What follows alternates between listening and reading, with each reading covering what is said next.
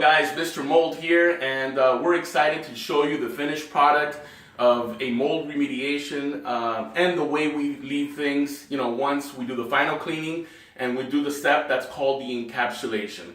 Now, a lot of times, you're not supposed to really encapsulate each and every single little thing in our mold remediation sites.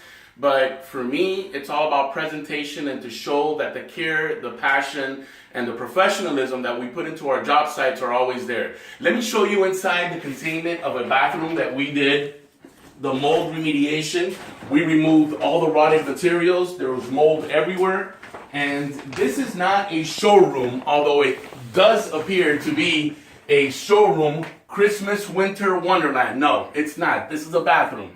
And we basically went ahead and removed all the mold. I mean, everything here was full of mold. This is where the toilet goes.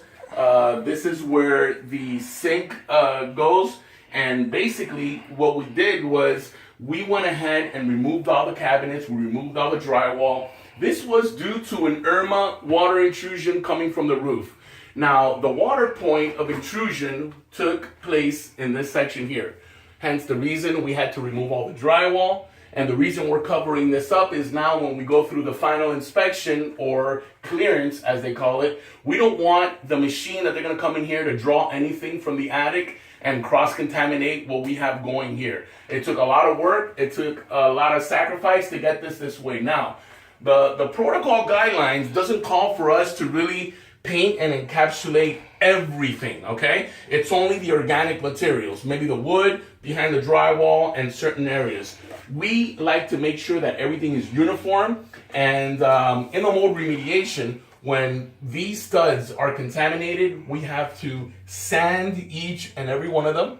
We have to come back and HEPA vacuum each and every one. We have to wire brush all the plumbing and make sure that there's nothing left behind. I mean, the way I tell my guys, and you can see this for yourself, is if I come in and I pass my hand in any part of the wall cavity or the floor and I get a speck of dust, if I were to lick this, if I get a speck of dust in my tongue, they would actually have to do it all over again. So this is hermetically sealed, cleaned to the point where I would say that it's as pretty close to perfection as possible. I wanted to show you guys, whenever you have a mold problem, having a company and having somebody that actually takes the extra mile, the extra steps to leave your remediation site looking like if it's some kind of a showroom, that says a lot about the passion and the love that we have for what we do. At the end of the day, we want to make sure that if your home was getting you sick for many years, it was getting your children sick, it was getting your family sick,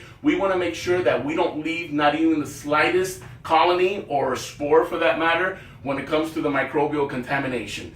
This is the way that we do our mold remediations, and this is the way that we would actually do it in your house. So remember, if you want to win the indoor air quality fight, Mr. Mold will purify your air at the speed of light. Mr. Mold.